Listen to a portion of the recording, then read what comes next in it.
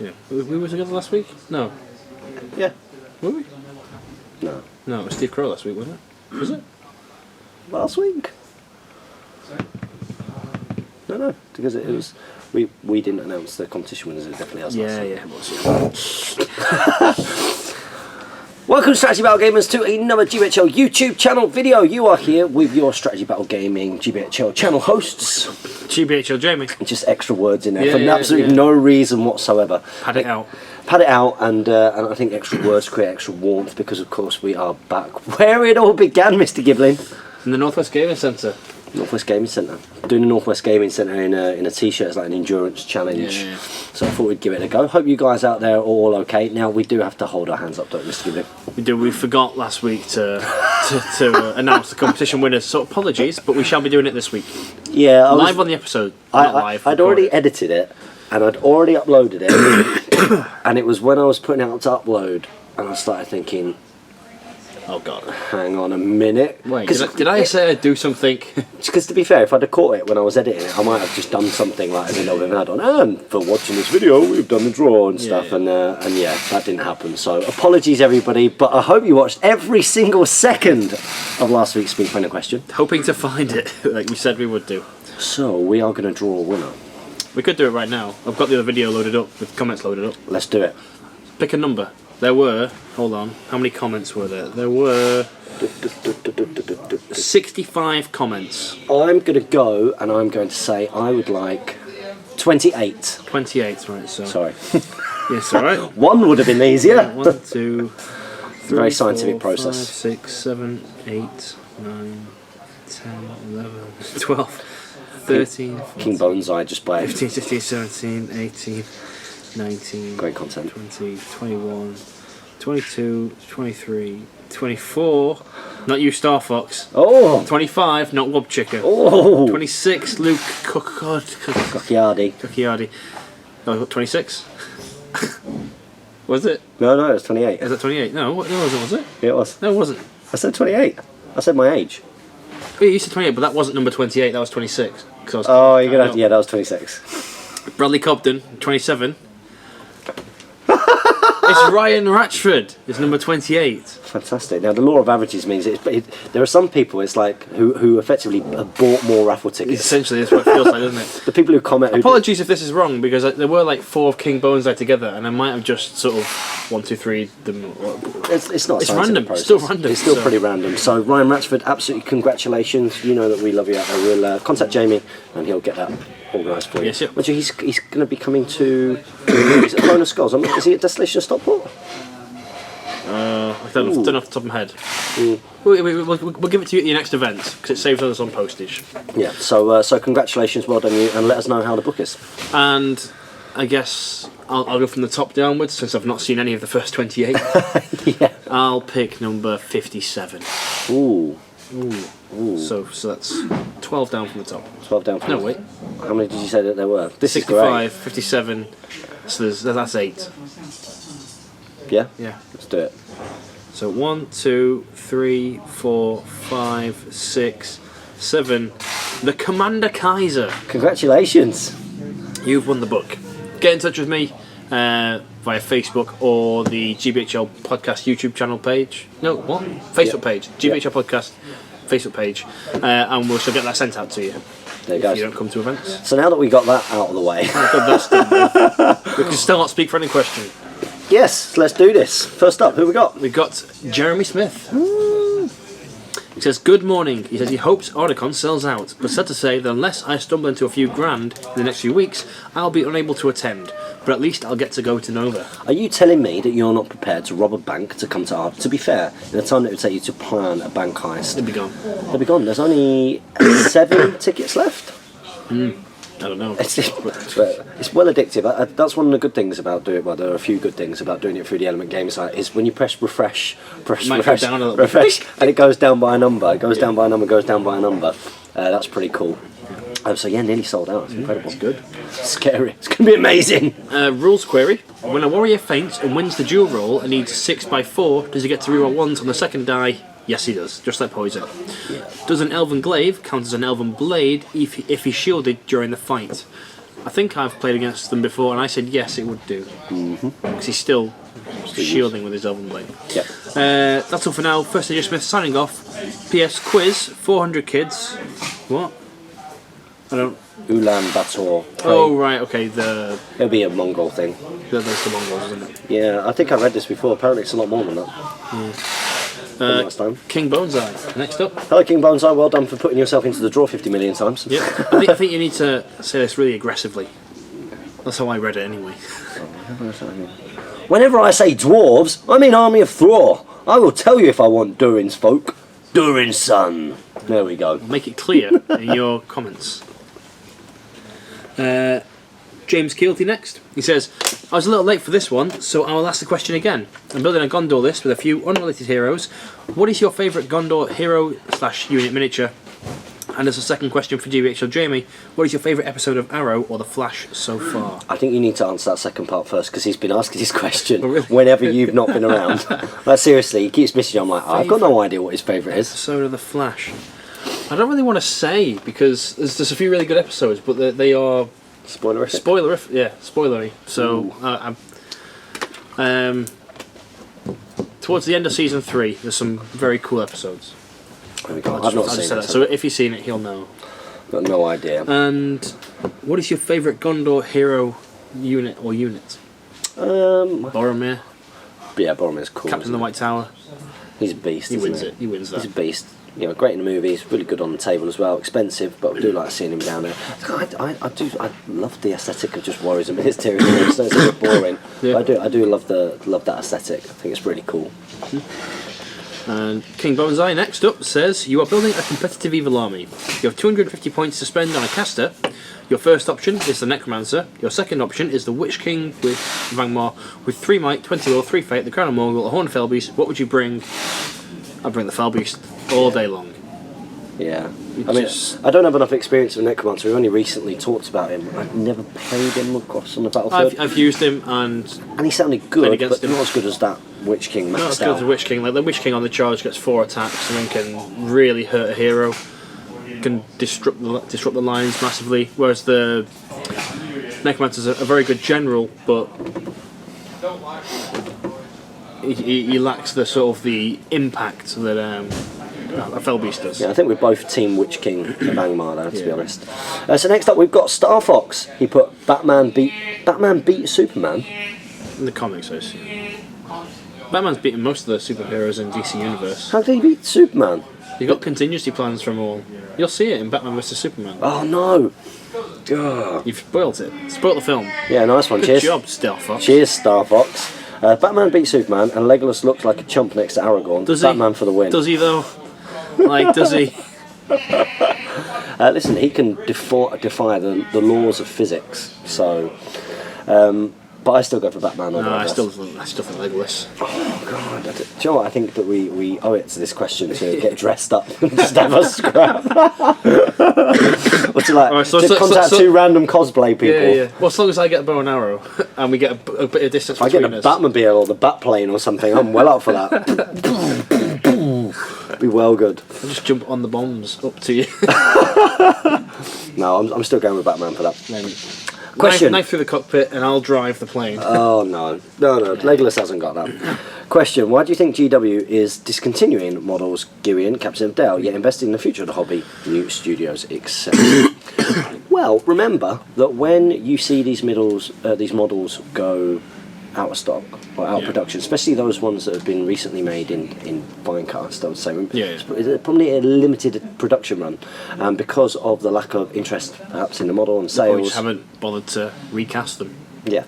I think, well, do you know what, we're probably not actually going to sell many more of these. There's no point making a big batch of another. Yeah, I mean, like, something I've learned from my time at Steamforge is you don't spin one model, you spin 60, and then that obviously goes into even more, but you don't spin in small amounts, so it's not like they can go, oh, we'll make them, when someone orders one, we'll make one. You just couldn't do that. You would spend a lot of time and resources. It's not cost effective, is it? No. Not cost effective, and it is a shame, but I can see, that they had sales problems with that.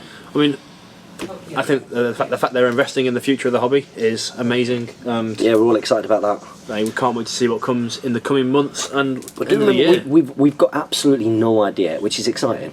We've got absolutely no idea what that's going to be yet. Yeah. I know that what is very exciting for those of you that are privileged enough to come to Throne of Skulls, which is the event at Warhammer World, presentation in the end of Saturday, which should be really, really, really cool. So that'll give us all a little bit more of an idea. I'm pretty sure that I'm taking my camera. I'm taking my camera. So GBHL podcast, get ready. You know, you'll see it if you're not. You'll see it here first. Unless you're at the event. Well, I will be at the event, but I'm going to be straight on that Wi-Fi. That video is going up. That's hot. 'Cause that's hot. That's an instant 5,000 views. Instant boom. So you'll hear it here first, from one of us anyway, even if it's not me. Competing videos, all four of us in different corners of Warhammer World. Breaking news: the future of Hobbit strategy battle game. You say four of us, and three of us with cameras. Yeah, that's true. The three of us probably going to film something. Yeah. Tom, you don't count. Next up is this one. King Boneseye again. He says, when you started to wrap up, I finished my first Gundabad Captain. It's a stunning mini and really lends itself to a good paint job. Here is a list I'm building with Gundabad Captains and Urukai that are now converted into Gundabads. So, Jamie, leave the room quick. Well, I've ended up with your question, so. A 500-point Gundabad list. First warband is a Gundabad Captain with shield, leading 5 Gundabads with shield and 5 with spear. Second warband is a Gundabad Captain with the same warband. Third is the same warband. 6 might, 17 to kill to break it, 25 to kill to 25%. Thanks for the help. This is more of a fun list, but I would enjoy your advice. Thanks, guys. During sun. A 500-point list. There's not much. It's a nice themed list, but there's not much to it really. No, it's just a block of troops. Yeah, it's a grindy kind of list, isn't it? You know, there are lots of things that you're going to lose out to in the grind, and then there are going to be plenty of things that you might power through in the grind. I think that it's pretty common consensus that Gundabads aren't hugely competitive, but they're all right. They're all right. But be cool to it's see. a themed list, so it'll be cool. It'll be cool to see on the table. So good luck with that one, buddy. Next up, we've got Callum D. He's put, thanks again, guys. All I've done lately is ask very beginnerish questions, but I suppose it's better to be sure. Absolutely. Don't any of you ever feel out there that you should be put off by asking questions here. We're here to help anybody, whether you're 6 years old and just getting into the hobby or whatever else. Struggled to think of a question again this week. You may have noticed the GW competition lately to win £2,000 worth of miniatures. Nope, not seen that. I assume it's on the website with. They do it every so often. It's a shame this doesn't include SBG figures, but if it did, what would each of you spend £2,000 on? Keep on going, guys. Big love from Edinburgh. What'd you spend? 6 smalls. I was about to say exactly the same. 6 smalls, 7, and I'll pay the extra 100. Yeah, why not? Yeah.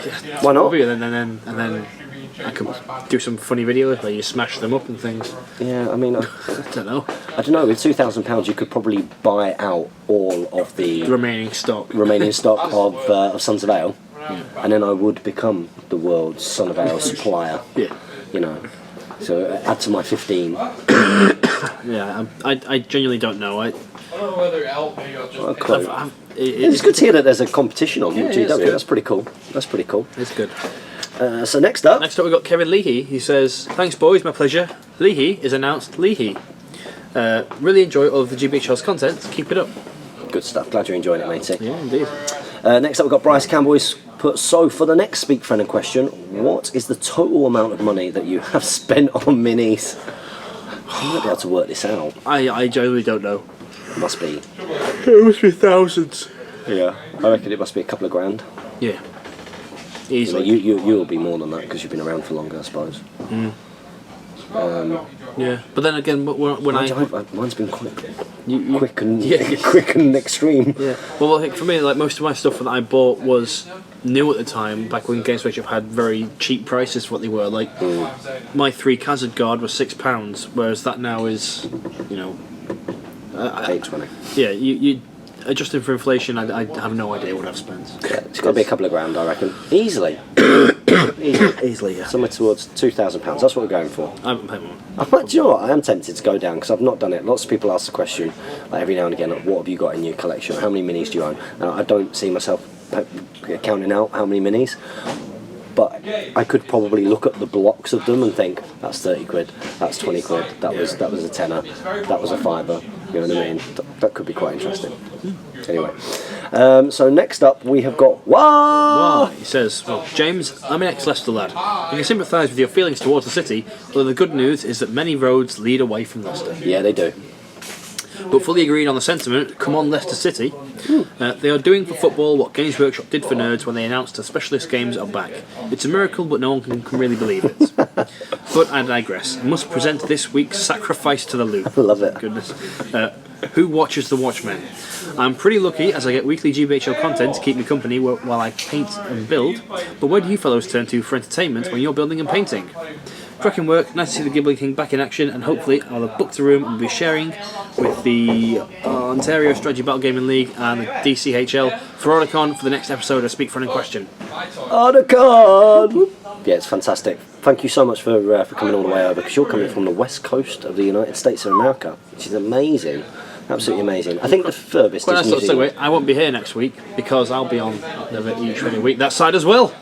If anybody wants to meet the famous Ghibli King, then get yourself to Las Vegas. Gamma.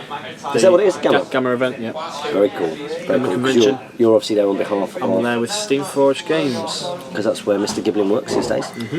That's an amazing opportunity. Can't wait. Lots of pictures, Giblin. Oh, yeah. Oh, I'm what I expect to be made fully jealous. Yep, every I single intend to. second of every day. I intend to make people jealous. It's one of the few times I feel like I'm in a place where I can I'm constantly throwing my laptop going, damn you, Giblin! What are you doing in Vegas? under the Las Vegas sign. That's what I really want to find. But What do you do for entertainment when you're building and painting? to be honest, I tend to try and do it now when I am when things are rendering for me. Yeah. Like when I'm editing videos and things are rendering, I try and paint during that time and just put Spotify on. Okay, yeah. So that way when the render's finished, I've hopefully done some minis, put them to one side, get back onto editing, set it off to render again, pull the minis back, start painting. Yeah, I like. I still to this day do things like put mini wargaming on and watch 40k battle reports, or I don't even play 40k. You know, but I put them on, especially or Guerrilla Miniature Games, and I like looking at different systems. Oh yeah, Guerrilla Miniature Games are good for finding new games. Finding new games. It's also more. From my own point of view, I just constantly look and see what are the kind of things that they're doing that I like and that I don't like, and you know, in terms of how they improve in their production value, because obviously these are transferable skills that you can bring over to things you do on the podcast or things that do on Hotcakes Gaming. So I tend to use those, to be honest. But in terms of who watches The Watchmen, what's that mean? What's that reference to? That's The Watchmen, but that's not a question. Oh right, okay. That's a title. I thought it was something like The Arrow or The Flash or something like that again that was behind them. So we are their entertainment. What is our entertainment? Like who polices the police? Okay. That kind of sentiment. I get it. War next. War has put I am Batman. Batty all the way over Leggy. No. Yeah, I'm with you there. No. I love Legolas, but Batman's got that. No, He's got that all day long. I'll answer next one as well. Daniel Theory. Hi guys, thanks for the response. The army, or the army of the High King, was a Legions of Middle-earth army, which I'm certain is truly forgotten about. No, the name of it has been, but I remember it. But I'm pretty sure it had a bunch of units that weren't released in it. Yeah. Like high elven catapults and high elven chariots and things. That's so cool. Why? Maybe. Yeah, hey, who knows? Not so much of a hobby question as such, but as a poor roller of dice in all aspects of games, Risk, D&D and GW products, do you have any dice rituals that you use to bring you extra luck? I used to game with a guy who was compelled to buy new dice before every GW trip or most games we had. Thank you and happy hobbying. Dice superstitions are really interesting, so much so that it prompted a discussion on our sister show, the Palantir. Yes, yeah. Because it's a very interesting. I think all of us have got, even if you're not superstitious, you do end up with dice superstitions. Oh yeah, like I don't know. I like to use my GBHL dice when I'm playing Hobbit, and I like to use my Guild Ball dice when I'm playing Guild Ball. But there will be times where I switch to my GBHL dice if my Guild Ball dice are being naughty. Yeah, I understand. I think it's more when you start rolling consistently bad, you swap your dice out for some reason. Like it actually makes. No, you're getting subbed. These dice are back. Yeah. We've all been in that situation, you know, you're there, you roll a 1, you roll a 1 again, the same dice, you roll a 1 again, and you're thinking, that dice is getting put to one side. That's going away, but I mean, it's just as likely to roll a 1 as anything else, you know, so I think we've all got dice superstitions, whether we've got any kind of ritual. Another ritual. I don't know, like, sometimes you feel like you need to roll it a certain way, like, you know, but it doesn't always work. No. So next up, we've got Dave Egan. He says he wants a Bilbo doing tricks video. I know I've not done it yet, have I? When have we got a gap next week? Well, I'm not. I have got no gaps next week because I'm not here. No. Well, you don't need to be there. For me, like you mean gap in the because we've got Mordor troops. It's actually Wednesday because middle Tuesday. I've recorded a Gilbo game with Jay Finnegan, but I'm not going to get to edit it before I leave. So Tuesday. Bilbo doing tricks Tuesday. Let me get Tuesday, Wednesday, Thursday, Friday as well. Because we've got Middle Earth and these warbands on Thursday. There we go. Look at that. Content filled. Next up, Brad Dye Hipster. Hello once again. Thanks for the great feedback on my Wood Elf Army list. Very excited to test it out for my 3rd ever tournament. Fantastic stuff. My question for this week is, can you give an insight into how you run a successful tournament event? Keep it up with the great work, guys. To be fair, Jamie, it's mostly blagging, really, isn't it? Pretend you know what you're doing. Yeah, it's what I used to say to all the lads in the army, you know, when we were on patrol, you know, as long as you look like you know what you're doing, just just drop onto a knee every now and again, look like you're checking the distance, you know, look into your sights and, you know, do war-y things, bash your helmet a couple of times, you know, they probably won't pick on you. Pretty much the same with running a tournament, just go around, looks like you're having a good game. Yeah. That, of course, isn't the real answer. I think it's a bit of tournament prep. My session is always test your spreadsheet, make sure that's all running smoothly. I think is you know, there's nothing worse. No, it's horrible. If you for yourself and for your punters. Yeah, because it's just awkward, isn't it? Yeah, it's horrible, isn't it? This has happened to me. This happened to me at Redestination Stockport, where I had to transfer everything from Challenge. Oh yeah. Because it wasn't doing it how I thought it would do it as Swiss ranked. It was doing it to transfer it all onto a spreadsheet, and everything just went crazy. Yeah, it's like you try and do as much preparation as you can to keep your on the day stress level down. You want things to be as simple as possible. So when you've got to do a big changeover of data like that, you're very conscious of the time, and then you build your own pressure up, and people do pick up on that, and then you've got a whole lot of people just sort of stood there. So yeah, and that's pretty grim. But I would say on the whole, you know, that side of it is much easier than what the things which make a tournament really good. So I think that it's really important to be welcoming and making sure that you're identifying if there are groups of new people who that they getting talked to and getting involved. Exactly, because it's human nature. It's something that we've always worked really hard, you know, to ensure it doesn't happen. It's human nature for people to go into groups of people that they know, and I think it's really important that as a TO that you get out there and you get people involved in conversations. You notice when people haven't got anybody to talk to, that you introduce yourself to everyone, that you make sure everyone's having a good game. That you go around and go, how's your God, it looks really, really cool. Do you mind if I take a picture? Really nice army. And you be a host. You know, it's important that you're a host and make people feel welcome. I think that's an important part of running a tournament. So next up we've got Dave Egan. He says Batman versus Legolas. I say Batman. Team Batman's rocking it, man. He's got more advanced technology, including a bulletproof suit, a tank, and air power. On a similar topic, who would win in a fight? Did you hear when George R.R. Martin was asked who would win in a fight between the Game of Thrones and Lord of the Rings characters? I did not know that happened with George R.R. Martin. No. But what do you think? Aragorn versus Jaime Lannister. Aragorn's won that. Smaug versus Balerion. Smaug, gotta win that, I think, yeah. Saruman versus Melisandre. Saruman. Yeah, he's a god. Yeah. Ice versus Glamdring. I'll skip one, but I think Glamdring wins again. Like, I don't know. How do you compare Valyrian steel to Elven steel? Yeah, Glamdring. We're not biased at all, by the way. I love Game of Thrones. Wargs versus direwolves. That's why I think direwolves beat them. Yep, I do. They're so much bigger. Yep. Frodo versus Tyrion. I'd give it to Tyrion. Yeah. He'd fight dirty. Nazgul versus the White Walkers. In a straight up fight, probably the The Nazgul don't really cover Nazgul themselves don't die. in grace. Well, they don't do particularly well in the movies, considering that they are built up, in the books in particular, to be incredibly scary things. And to be fair, even at the start of the Fellowship, they're built up to be weird, And then you have that little scrapper on top of Weathertop, and Aragorn just burns them all. Burns them. But as for who would win between the Nazgul and White Walkers, I don't know. It'd be a fight of sort of. Well, when the Nazgul, you can't kill the Nazgul, so the Nazgul would win, I guess. You can vanquish them, though, can't you? You can. Well, yeah, but then they come back.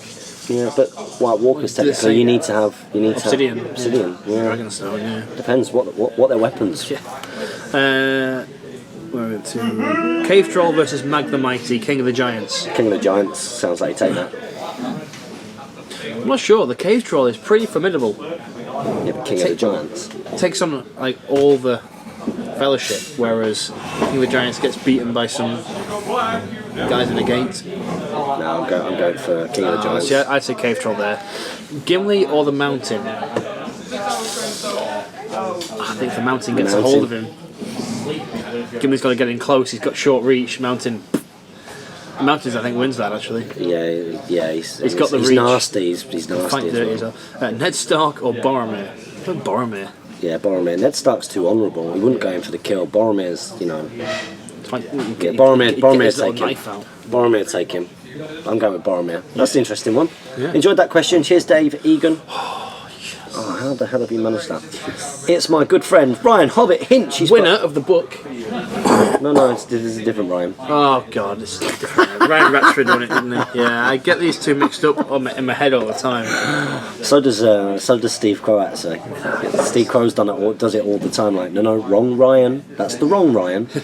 Hi guys, a quick list question. 600 points. What would perform better in general play? Imrahil mounted with 4-foot knights, 4 men-at-arms, 4 Blackroot Vale archers. Captain mounted 4-foot knights, 4 men-at-arms, 4 Blackroot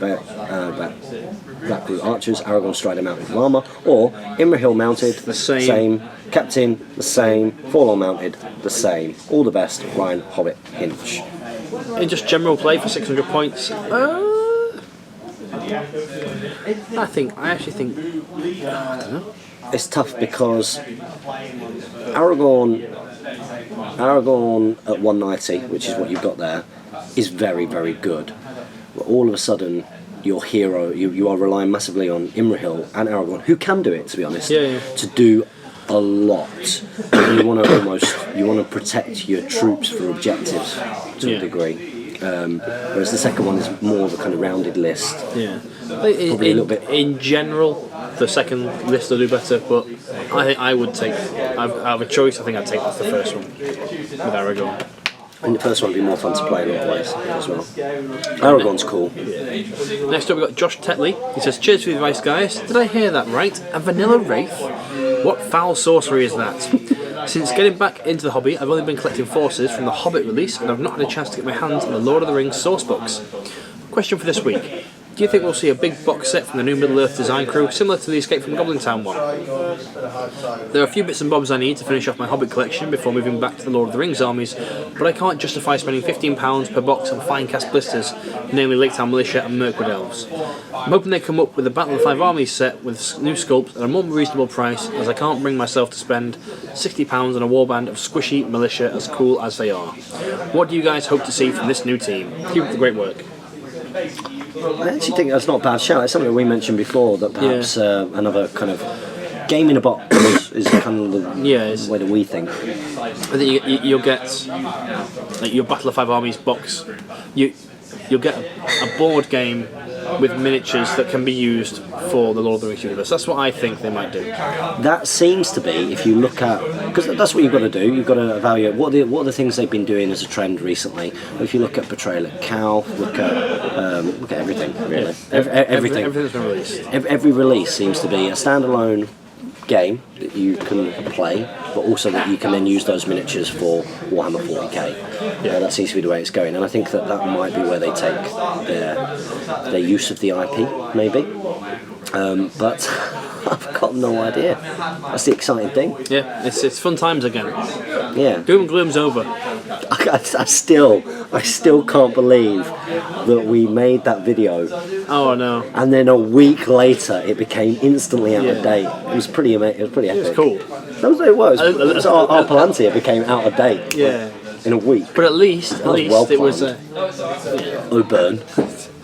It was at least we got a week worth of viewing for that. And imagine if we recorded that the day after it came out, and be like, oh good. And rubbish. We were just so wrong, but happy to be proved wrong. It has to be said. Happy to be proved wrong. Not right all the time. Next up, it's Mark Furness, 19 Mark F91. He's like, hey guys, my April work rota's just come out, and it's looking like I 99% should be able to come to Desolation of Stockport. Fantastic. How many have we got for that at the moment? 31 paid up, I think. Fantastic. Come and get involved, guys. I know it's around throwing a scores time, but Desolation of Stockport, where Amici's, everybody loves that. Yeah. So I was thinking of going to the curry house this time. So fancy curry. Do both. Yeah. Party nights for winners. How can you miss out on Amici's? Let's put this to a vote, because we'll probably go to the curry house on the Friday night. Yeah. Double curry. Double curry. So yeah, Desolation Stockport's always really, really good fun, and obviously we look forward to seeing you all there, guys. You have put, but there's a chance I won't be able to stay overnight, so I'll be missing out on some of the drunken Amici's antsy. It's infamous. Gutted. My question is, can you guess the top 5 finishing players for this year's GBHL? Thanks, and happy strategy about game. Who's competing? Ed is competing, so Ed will get the top spot, I reckon. I think David Reed will get up there this year. He's good. He's making the rounds. He's going for it and trying to get to everything. James Braun says no one else is competing. That's the thing. Speak up. You're not competing. Not hard. I'll go to events and try to win some of them. But I guess if David Reed's going, then Christopher Murphy might be up there then. Yeah, Chris Murphy then, because they tend to travel together a lot. Is Damien competing at all this year? Not particularly. He's using his dwarves and elves, so going for sort of top 5 rather than top 1. Yeah. Genuinely don't know the answer to that question. It's tough because it's still quite early in the season, so it's what tends to happen early in the season, which you have fun. It ramps up towards the end.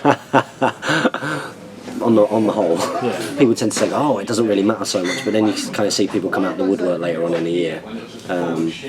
It'd be interesting because obviously our current champion, Jay Clare, he's going to be very busy this year. Yeah. So he's coming to Desolation of Stockport though. Ooh, Mr. Lake Town. Mr. Gorgeous. So yeah, no idea. Absolutely no idea. Next up we've got Mr. Snoblaw, and he says Legolas. No, he doesn't. No, he says Batman. Batman! Here's my question for this week is, do you need to state what weapons each model has in your army list? If you don't, this would mean that between games you could be able to change around which models with weapons you use. So you use an Uruk Scout with a sword in a game versus elves to benefit from fainting, and the next game against a dwarf list you take an Uruk Scout with an axe to benefit from piercing strike. I guess there's nothing technically in the rules that stop you from doing this. However, don't. Just don't. Yeah, don't be that guy. Especially a tournament, I think just take a variety. Yeah. I'll admit, for my Goblin Town, half of them are the ones that have axes, half of them are the ones that have swords. Against dwarves, the axes go up front. Against elves, the swords go up front. Yeah. Yeah, kind of makes sense. And we all know how powerful piercing strike can be, for example. And I will, if I'm selecting out my Westfold Red Shields and I can only bring 6 of them. If I've got 5 that have got axes, they go in straight away, and the one with the sword that's left over will go in for the most part. So, but you can't change over mid-game, and I would certainly recommend not doing that in a tournament from game to game. Between games, it is even worse. Not in like a fluid load of games. I mean, if you go meet somebody for a game in one place, and a week later you go meet someone else for a game, and you decide to do that. I mean, if you want to do that, it's fine. But hey ho. Next up is Martin Smith. He's put, hey guys, as a Chelsea fan, I hate to admit you were right last week, but top 4 isn't doable this season. I have to agree that I really want Leicester to win it this year. Always route for the underdog. Or root for the underdog. Route the underdog. Route the underdog. Route them. Yeah, I don't really want to talk about football. Yeah. Anyway, it's going to... No, I don't. Anyway, it's going to be a question away from Middle Earth this week. Have either of you ever played Blood Bowl? I recently started watching the Guild Ball content you were posting, but nobody in my local area plays it, so probably won't be something I'll sink my money into. They'll be playing it soon. Yeah, they'll convert. They'll play it soon. It will not take long. This game is going to be huge. It's incredible. However, there is a lot of people getting their Blood Bowl back to the tables here. Played a starter game last week and actually quite enjoyed it. So I bought a cheap starter team off eBay. With it being another game that went into the specialist game section of GW, there are some potential new developments in this game. Just curious as to what you think of the game. Take care, guys. Great content as always. Yeah, Blood Bowl's a good game. You played it, yeah? Yeah. I've not played it. I've got a dwarf team, although it's on eBay currently, because I have no intention of getting back into Blood Bowl. Yeah. I mean, I did think maybe if it doesn't sell, it's on buy it now. By the time this video goes out, it will be off eBay. But if it doesn't go, I'll probably hold on to them, and maybe I'm thinking I might go to the essentially the Throne of Skulls for Blood Bowl. Okay. I might go to that, but yeah, it's not. I've got Guild Ball as my sports game, so I don't need a second one. But it is a very, very good game. I think it's quite easy for people to immediately make that comparison because they're two sports-related games. But from what I see, they're very different kinds of games. But Blood Bowl's got a huge community. It's got a huge underground community, in a similar kind of way that the Hobbit AG is built up, through YouTube channels and tournament organisers over the last couple of years. There's been a big community push. Blood Bowl has had that for a while now, and it's had to have that in order to survive. And it looks like they'll get another box set release as well as part of the specialist game thing. So if not more, yeah. If not more, yeah. So yeah, but I would recommend persevere with Guild Ball. All you need to do is get a team, fun models to paint, and there are loads of tournaments everywhere. There's so many. There's like one every single week at the moment. If not more. There's more than one per week, and it's kind of like, which one do I go to? With a minimum of 16 people. Yeah. Like that's the thing. Like each tournament, there's a minimum of 16 people there on the whole. Yeah. Especially at the moment. So what I would recommend, get yourself that team, and then maybe get Vengeance is sold out. Can't even plug that for you. You can't plug Vengeance, no. Unless you decide to take it. No, you can't. I want to. How many are on the reserve? And then Jay won't tell me. Why not? Sort it out, Jay. Well, I think it's because now we've sorted out all our free reach people with companies, so we couldn't do it now.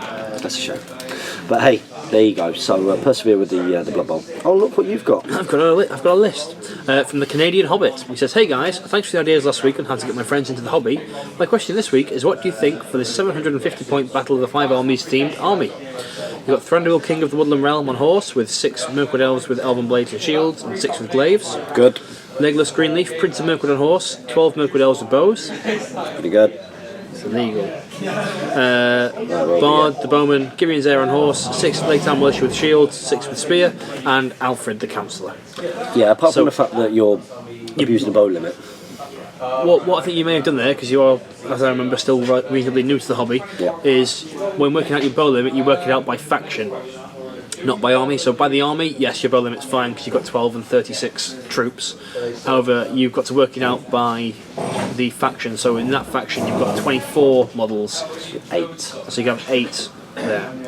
If those 12 Mirkwood Elves with bows were the Mirkwood Rangers, can he lead them? Or is it Legolas Greenleaf? I think he can still lead them. Yeah? I think he can still lead them. Or lead them and not count towards the bow limit. Yeah.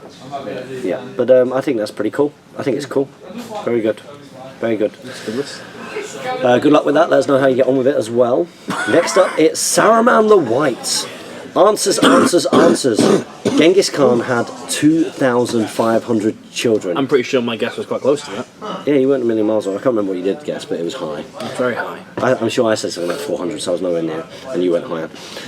So you win that. Estimated as 1.5% of the Asian population as direct descendants of Genghis Khan. Pretty impressive. Reason most like right. Well, it's not really if you think about like why that will have happened. Yeah. It's pretty awful. Reason most likely being many different women. You seem to have trouble finding the actual page, so here you go. This is from the Daily Mail. No, don't read that. Don't read that. I'm not going to click it either. Spot on pronunciation. Thanks, cheers. You said we wouldn't be able to pronounce that. Yeah, nailed it. Did you skip some questions? I swear there were more that I put in there. Hope you're still enjoying the quizzes and look forward to another next week. Yeah, it's a nice little twist. On to my real question. What do you reckon is the coolest looking yet most underused or rare model that you know of? For me, it's either the Mahood King or the Candish King. They're good shouts. Yeah, Mahood King is cool. For being rare and maybe underrated. Yeah. They're both pretty definitely good. The Mahood King, yeah. You sold me yours. 20 quid. Yeah. You get more from that now. Yeah, I'm not going to sell it though. I'm really looking forward to getting a chance to paint in it because I started painting it and it's a wonderful model to paint. So yeah. And then he's put Lizard Boy. James, try for the 48 seconds. Lizard Boy. I think he's a little bit jealous because I did 48 seconds of doing some. I reckon I could probably do a minute, to be honest, if I really tried. Yeah, I'm not going to do it. I'm not going to do it. No. There are enough wars and stuff over there, for me not to get involved in it. He then says, "Did you announce the winners?" I watched the whole thing. Did I just go deaf for a second or something? Yeah. Yeah. That's what happened. It wasn't. We don't make mistakes. Collective deafness. Then Nano Dave says, "God damn it, it's obvious it's Batman." It's not. Everyone's on Team Batman. Team Batman. Yeah. There we are. It's coming up. What? David Whittaker? Nah. Next up is Philip Cohen. To James and Jamie, I feel like I should clarify from last week's Speed Friend question that Games Day I'm talking about is not the old Games Workshop event, but rather a day of board games held by the club I'm in. Okay, brilliant. It's a confusing name, but it makes perfect sense now. Yeah. Sadly, I'll not be attending Throne of Skulls or Desolation of Stockport this time as I live in Australia and I'm currently unable to make the preparations needed to take the time off in order to attend either events. That said, I would like at some point to fly over to England for a tournament and get to meet the player crowd while over there. And stuff. Well, I hope you do. I don't have a Hobbit or Lord of the Rings question for you this week, but I would like to solicit James for his advice on long distance running. I've not had to. Do you want to go get a Diet Coke? Not to enjoy this one. No, I'm not drinking Diet Cokes. I've done it again. So good man. I'll just fall asleep for a bit. Okay, I've been jogging for over a year now and going out 5 days a week and jogging a kilometre. I wasn't able to do more than half of that when I started, but I've improved since then. The problem I have is that although my results have plateaued and the distance I can run has not increased, I'm not particularly fit, but neither am I unfit. I now stretch before going out as my legs were getting sore after the run. I've learned good breathing techniques from other sports, but why am I not running further? I will not spend too long on this. Jamie will be pleased to hear. So if you do want a more in-depth answer, I'm more than happy to take questions to fitness@bioticfit. #Team Green, that's the website there you go. Check out that part of my body. And I'll answer it a little bit more in depth. But the biggest the biggest confusion that happens for people when they start off running is they go out and they're like, right, I'm going to start running, and they start running and then they get really, really tired and they think it's because of a lack of fitness, but often it's because you're running too fast for your current ability of running. So what I suggest you do is remember, a run just means that both feet have to be off the floor at the same time. So just try and be as ragdoll and loose as you possibly can and run as slow as you possibly can, even slower than a walk, and focus on your breathing and escalate up from there. And then what you'll find is the amount of time you'll be able to run will increase. If running is, of course, your long distance running is your main goal. So I hope that helps, but if you want any specific techniques, get in touch. That wasn't too long for you then, was it? No, it wasn't. I tried for you. Duncan MC says, "Hey guys, first of all, gotta go Legolas to beat Batman." What? He would put an arrow between his eyes before he could say, "Rachel!" Secondly, while testing our forces for Desolation of Stockport, my brother and I came across a couple of rules niggles. One of these was the role of supporting models in a fight. We just needed these rules clarifying. Is a supporting model only involved in the combat as far as contributing an attack and nothing more? Correct. Can the supporting model be targeted by strikes if their side loses the fight? No, they don't just contribute an attack. Now they contribute fight value, they contribute a bit of strength and the like. So it's not like the old rules. Okay, right, yeah, sorry, yeah. I assume he meant an attack as in this model is attacking that model. Yeah. So would get those benefits. Yeah. But not for shooting or heroic combat or movement in control zones, etc. Yeah, just important to get that in there because that seems to be one of the big elements which didn't come over from the old legacy issues. Legacy issues. There you go. And as for, hang on, scroll down a second. What did he say? Legolas put an arrow between his eyes before he could say Rachel. Legolas couldn't even take down the berserker with the torch running towards Helm's Deep. Did he hit it 3 times? In the shoulder, when I was... Yeah, I'm not... I wasn't aiming for people. I don't even want to get into that conversation. But come on, you know, come on, man. There. Yeah, Batman would do that with his. Yeah, but it's a plot device, isn't it? He wouldn't kill him though, would he? So he'd still get there. You'd have to, you know, disarm an army of Uruk-hai from blowing that wall. Anyway, Batman's got like a weird titanium alloy carbon mask thing. Yeah, his arrow. And the arrow got.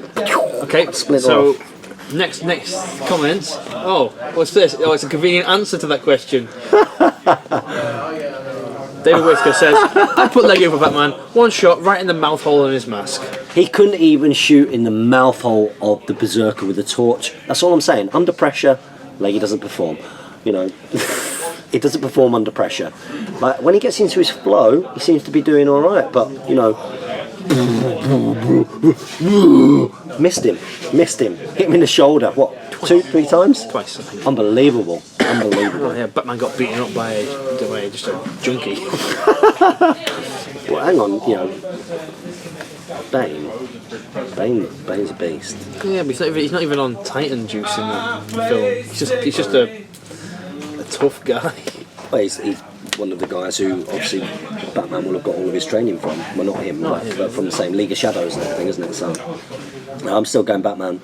No. Sharp versus Boromir. Oh, my love of Sean Bean characters is torn. God, that's tough, isn't it? I'd say Sharp. Sharp's not as good a warrior as Boromir. No, but he does have a musket. He's a good shot. But then again, you know, all Boromir has to do is avoid. You know, it depends at what range. The range of those weapons accurately isn't fantastic. Well, his rifle's not terrible. But at the range, you're talking about closing down range. How many times would you have an opportunity to reload before Boromir went up and chopped him into bits? I guess that's the question, isn't it? However, did Sharp fights off? Oh, I've forgotten what their names are, but the big brutes in Sharp's Fortress, the guys who just break people's heads. I can't remember the. Is that in Sharp's Fortress or Sharp's Tiger? Sharp's Tiger was Saranapan in the Indian campaign. Yeah, you know which one I'm talking about. I think it's that one. Yeah, that go up and they just break people's heads. Sharp's Tiger. That's a fantastic book. And hammer nails in with their bare fists. Sharp's Tiger, definitely. I had that one. It's awesome. The original ones where he's a redcoats are fantastic. I'd say Sharp just because. The next one's easy. Voldemort or Saruman. Easy of it. The White Wizard. Azog or Dwayne the Rock Johnson. Azog.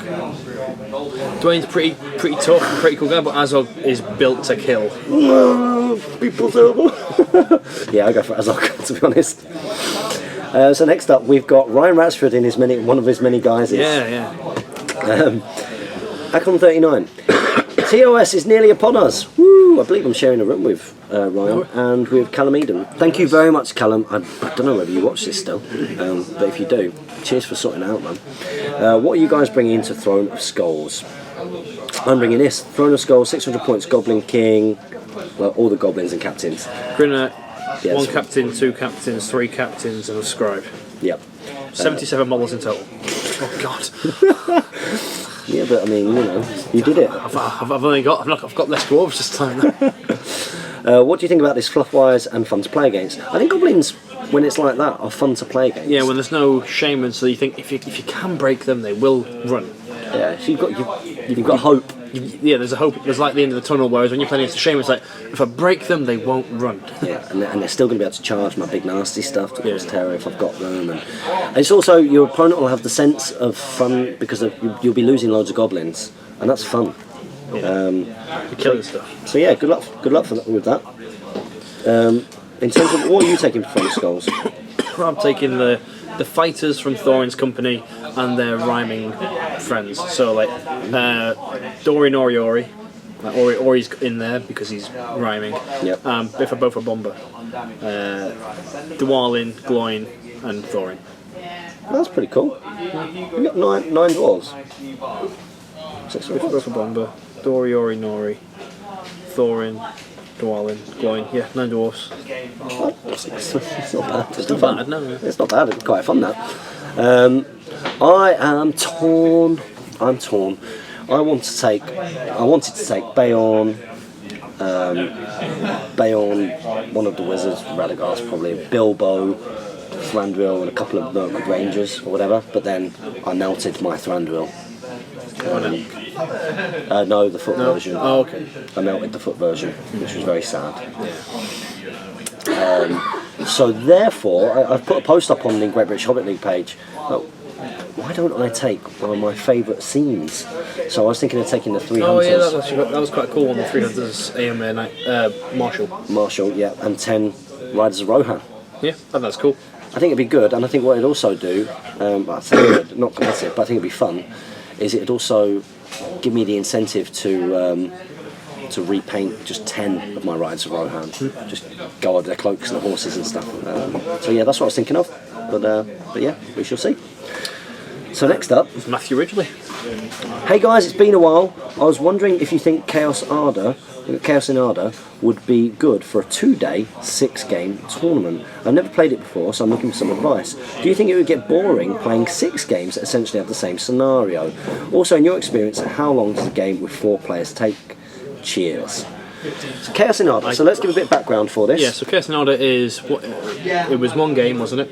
1 game, 4 players, 4 forces, hold ground deployment for each individual army, each individual slight warband. modification. You used to scatter dice, didn't you? Yeah. That's cool. It was cool. And then there was essentially a deck in the middle. You draw. Let's get full thing. There were 5 objectives on the pitch, as it were. Well, there was 6, but there was only 5 that had cards for. Yeah. Remember? Ruined my plan. Yeah, we were on the same table, weren't we? Yeah. So 6 objectives. A deck of cards, each with individual different objectives in it. So, one of them might be cast a spell this turn, kill a monster this turn, kill 3 models with shooting this turn. Hold point A, for example. So and then obviously at the end of each turn you could discard a card, draw a new one in case you got stuck with a bum hand, and collect the VP. And you collect VPs at the end of each turn. Yeah, it was. I have to say, it was so much fun. It was so much fun. It was very fun.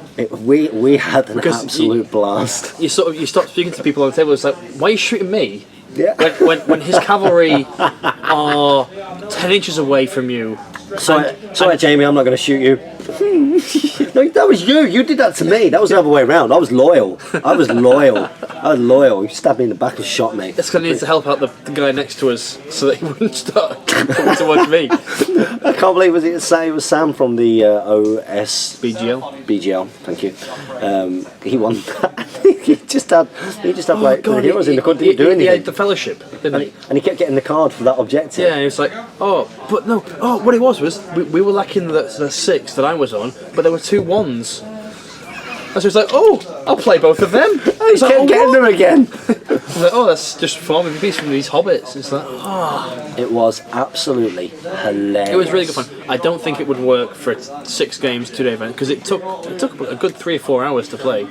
I don't think we got given that lot. I think that was one of the things that we said that we probably wouldn't have minded a little bit longer. I think did we get 2 hours for one or? Yeah, it could have gone on for a long time. Yeah, I think it was a very, very cool concept, and I think with some slight modifications it'd be absolutely perfect, which is what we're looking to do with the DCHL's help, I have to say, for Ardacon. But that will be back on again at Nova. I think that it would make a fun 1-day tournament where you had 3 games doing it, but you had each game there was a different kind of emphasis. So you still you had the same kind of basic cards and setup, but there was like additional things in there to keep it interesting.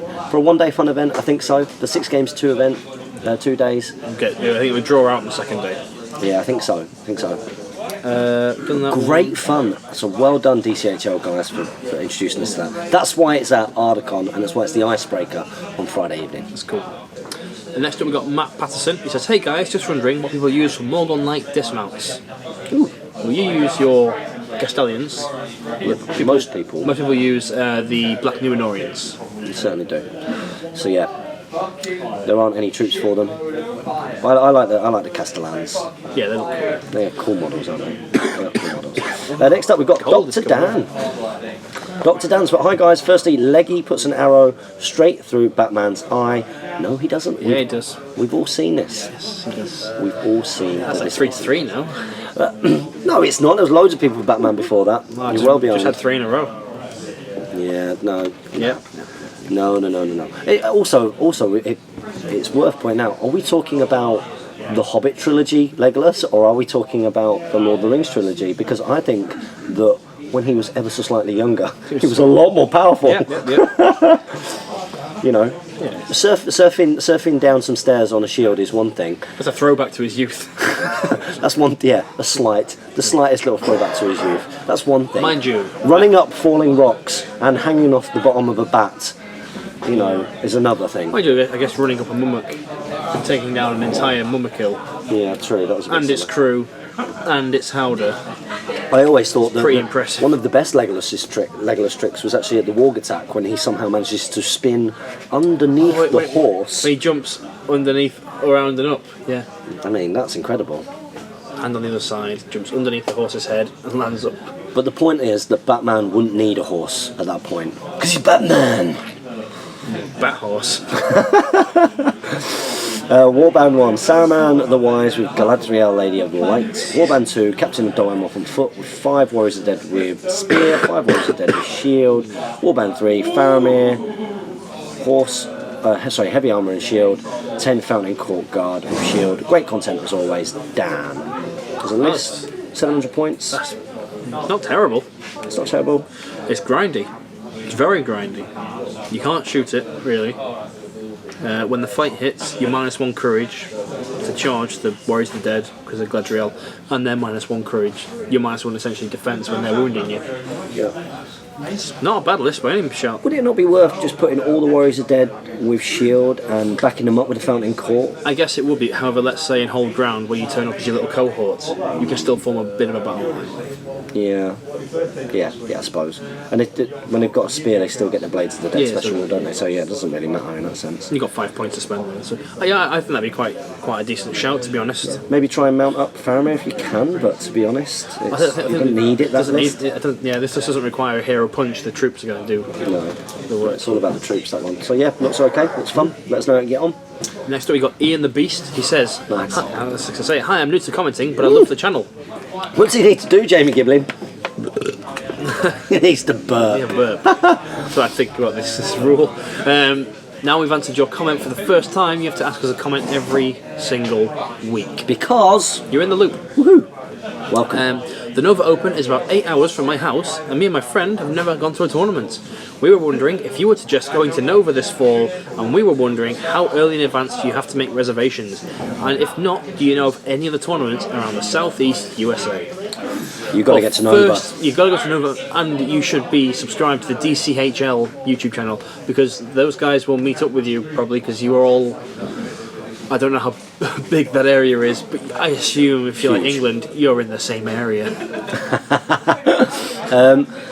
Yeah, you've got to get to Nova. Nova was great. It seems to be... It's about 8 hours from his house. It's not the area at all. But you should definitely make that trip. Yeah, is that 8 hours from is that 8 hours drive, 8 hours walk, or 8 hours on the plane? Yeah. Because that's the thing, we don't have that scale of reference. 8 hours for us, like... I immediately thought for America, that's quite close for you. But like for us, that's going from the top of the country to the bottom. Well, yeah, an 8 hour drive would be going from down in like Cornwall way on the south coast way, going up towards Glasgow or something. I think that's as close to that higher, Aberdeen maybe. Yeah. That's probably be about 8 hours. Think about that as driving.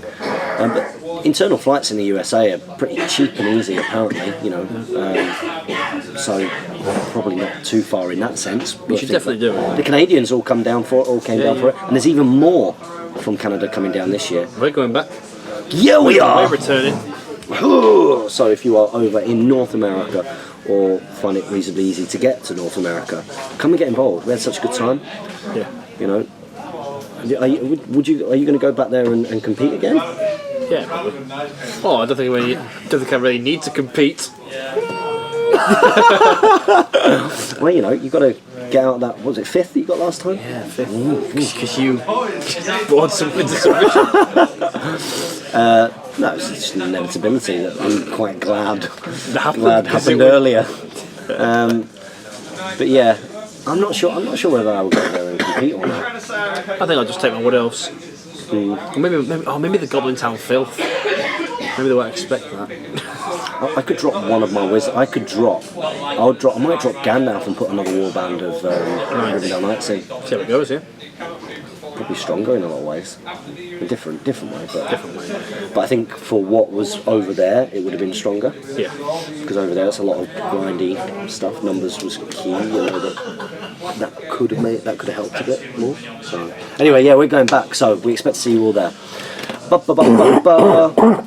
Oh. Nathan. Oh, no, sorry, Sam. Okay. Son. As always, thanks for the answer, mates. Always motivates me to keep on going, even with very limited games I can get to play in my town. Glad you're enjoying it, man. What's the nastiest cheese you can come up with? Go. Son. I think it just has to be Reaver's Shade, Orc Spearman, Shadow Lord. That is the combo, isn't it? Yeah. It's just not fun to play against in any sense. Yeah, you're not doing any work beyond owning the models. The Reaver's led by the Knight of Umbar and Fellbeast as well. Yeah. That's the nasty thing. Yeah. You just roll in dice and the odds are stacked in your favour. Yeah. And you've got axes on all your Reavers. You've got your spear support, your shades doing so much of the work for you. Three dice with fight 5, with the opponent having lower fight value because of the shade, effectively. You will win the majority of your fights. I bet it's a stupidly high percentage. You've got three strikes, piercing strike probably needing 3s or 4s for the most part. At least 5s, yeah. So yeah. It's just, I've played against it. It's not fun. Who was it? I've forgotten. Sorry. I know I played against it. It was boring. We've got Nathan Dodson. He says, "Hey guys, first question ever." Woo! What does that mean, James? It means that you're now stuck in the never-ending loop. You must ask a question next week. I love the fact that you answer all the questions. So awesome. I think we should move on to Crodacan now. My question is, what is the best way to paint quickly? I've just gotten into the hobby again for the 3rd time, and I've just purchased the Fellowship with the idea of painting them to look awesome. Unfortunately, it takes me many hours to paint one miniature from start to end. Many Speak for Any Question episodes have been watched, and they only look just passable at the end. Sad face. Any tips would be appreciated. Thanks so much. Well, there's a difference between painting well and painting quickly. First of all, let's get that out there. Some people are gifted and could do both. I'm not one of them people. I can paint quickly, but I can't paint fantastically. I can't paint quickly. I find it really hard to paint quickly. But it'd be interesting to know before we go into a bit more detail about how we could possibly help you with that, is what is your current method? Are you taking a miniature and trying to complete a miniature and then moving on to the next miniature? I mean, I think generally the way to go is to get maybe 5 to 10 warriors. If he's doing the Fellowship. Oh, he's doing the Fellowship. So you're painting heroes, so you should do one to finish. And you should be spending a good few hours on them, because they are models that deserve attention. Yeah, definitely. And what you tend to do is you just think of it, like when you have to colour by numbers. Yeah, paint by numbers is the best way to describe things. Exactly. So right, let's get all of the base colours of the skin there. Let's get all that. Wash the whole thing and highlight up from there with each individual colour. That's generally the way that most people do it. I do it a bit differently from that now, but I hope that helps. Next up, we've got Crodacan. He's put, "Hi, thank you for a great speak running question. I've been thinking about a new hero army after finishing my Fellowship. The White Council seems like great fun. Do you have any favourite hero armies to field or meet on the battlefield? Best regards, Mikkel." Favourite hero armies? Thorin's Company are fun to... Yeah, I think Thorin's Company is the only hero army that I would look across the board from and go, okay, well, let's have a game here. I love using the 3 Hunters. I think it's so much fun. I think 3 Hunters is really cool. The Fellowship generally. The Fellowship are cool, and the Thorin's Company are cool because there are weaknesses. Yeah. So it's dead risky. So it's risky, and your opponent gets a game out of it because they can hunt for the hobbits, they can hunt for the lesser members. Yeah. They can shoot Boromir. Yeah. Or mobilise him. Do all of those kind of fun things. Go after Legolas because he's soft. Gimli just does all the work. Similarly, I enjoy playing against them on the battlefield because there's a chance. My least favourite ones are the top tier ones, yeah. The High Elven Heroes, the sort of just standard build one. Named Raves and Felbeasts. Yeah. It's very tough to deal with. So yeah. Next up, it's the Strategy Battle Gamer. Not heard from this young lad for a while. No, not at all. I've been out of the loop for a long time. Sorry, I've been focusing on school. It's a good decision. You declined a call from your wife. You're brave, James. You're too young to say that. I know, right? Yeah, you're too young to say that. How competitive can an Army for Dead list be? Thank you for the great content. Have a lovely day. Watch Series 1 of Middle-earth's Deadliest Warbands, and you can get to see just how good they are. They've made it through to the second round this time. What? They weren't pitted up against Corsair Reavers with that. Nope. No. Just another example of why the Corsair Reavers with Axes made it all the way to the semis. Yeah, and then they only got taken down by Isengard, who went to win it. Yep. Isengard won it, didn't they? Isengard, great in that format. Yeah. Superb in that format. What do you think? I think they can be. They are pretty tough. I think it depends on what heroes are with them more so. Like Kieran Street's done amazing things with them. I think he played against Ed Ball and managed to sort of trap his Felbeasts, heroic strike with Aragorn, win the combat. The warriors go, oh, this Felbeast's now defense 3. Boom! Felbeast's gone. And then just move on to the next one and do that as well. Yeah, it was really interesting. Like they can be competitive, but they do have some glaring fight value weaknesses. Yes, they do. Yes, they do. So next up we've got Smiley Face 1717. Not heard this guy ever. No. Hey James and Jamie, I'm trying to get some friends into the hobby. I was thinking about doing some kind of friendly tournament similar to Middle-earth's Deadliest Warbands. Yeah. However, I want to make sure that some bigger stuff can be used. What do you guys think of 250 point armies with the two most expensive models needing to add up to at least 100 points? Do you like that idea, or do you have any better suggestions? Thanks.